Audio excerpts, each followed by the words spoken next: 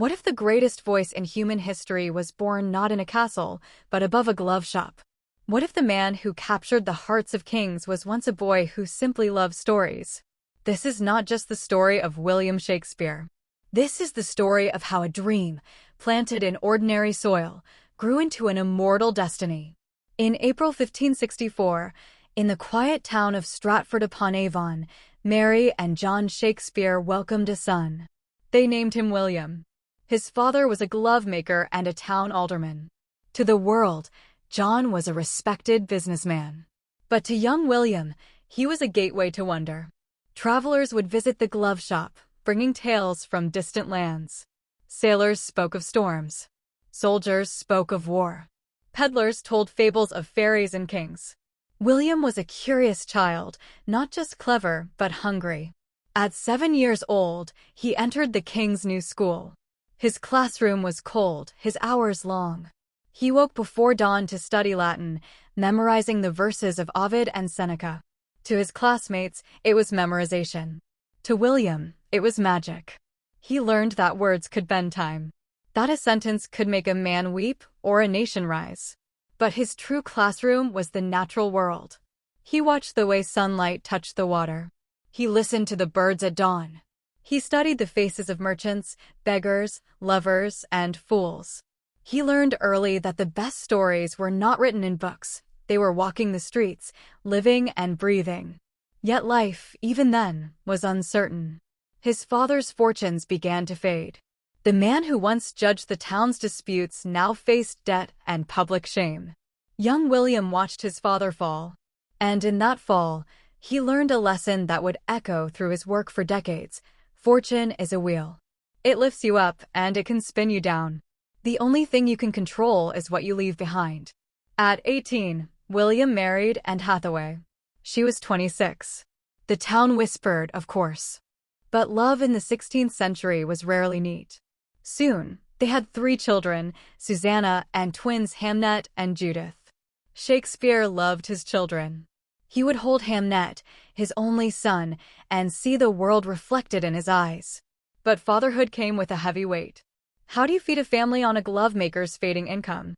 How do you dream of poetry when your children are hungry? He felt the walls closing in. He had a wife, 3 children, and a future that looked like a mirror of his father's past. And so, he made a decision that would change the world. He left. History calls this period the lost years.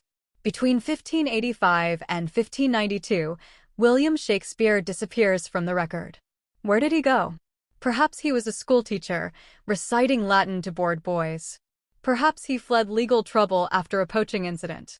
Perhaps he simply followed a traveling theater troupe, holding horses for pennies, just to be near the stage. We do not know the truth. But what we do know is this.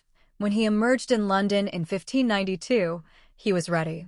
He had left his family in search of a future. He had walked over 100 miles.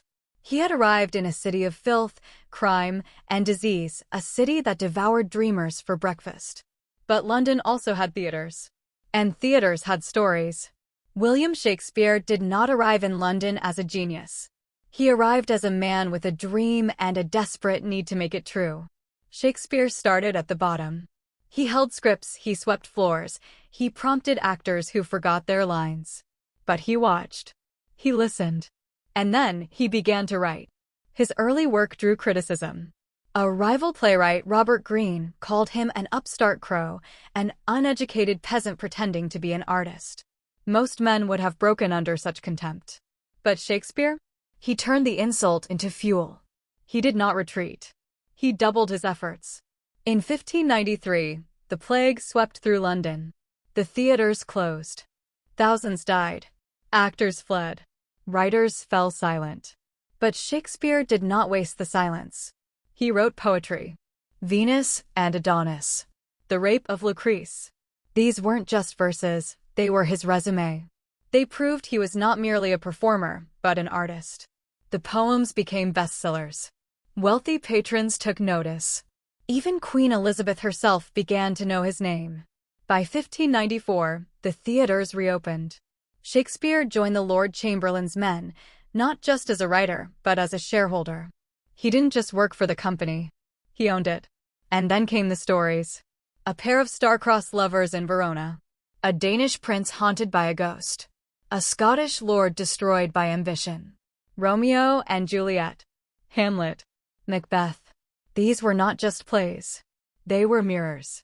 For the first time, audiences saw themselves on stage, not as heroes or villains, but as human beings.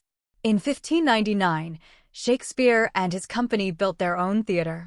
They called it the Globe. He wrote Henry V for its opening. The play begins with a single line, "Oh, from muse of fire." And fire they had.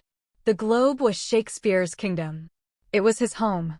It was the place where words became living, breathing things. When Elizabeth I died in 1603, the throne passed to King James I. Other playwrights feared the change. But James adored Shakespeare. He issued a royal patent, renaming the company the King's Men. A Glover's son was now writing for the King of England. The final years of his career were his most profound. He had written comedies. He had written histories. Now he wrote truth. King Lear. A story of fathers and children, blindness and sight. The Tempest. A story of a man letting go of his power, his art, and his island. Scholars would later debate whether Prospero was Shakespeare himself, a magician breaking his staff, drowning his book, saying goodbye to his audience. What is certain is this: Shakespeare had given everything he had. He returned to Stratford as one of the wealthiest men in town. He purchased New Place, the largest house on the street. He walked the same fields he had walked as a boy. He was no longer the young man fleeing poverty. He was a gentleman. His children were grown. His daughter Susanna was married. His only son, Hamnet, had died years before, a wound that never fully healed. On April 23, 1616, William Shakespeare died. He was 52 years old. They buried him at Holy Trinity Church, not far from where he was baptized. 400 years later, his body lies still. But his words? His words travel faster than ever. They're spoken in 100 languages. They're whispered in prisons and shouted on stages. They're taught to children in Tokyo, debated by scholars in Moscow, and performed in the streets of Cape Town. Why? Because Shakespeare did not write about kings and queens. He wrote about us. He wrote about the father who fears he has failed his children. He wrote about the woman who refuses to be silenced. He wrote about ambition, jealousy, love, grief, joy, and the terrifying, beautiful uncertainty of being alive. William Shakespeare was not a god. He was not a myth. He was a man who grew up above a glove shop, who left his family to chase a dream, who faced ridicule, plague, and failure, and kept writing.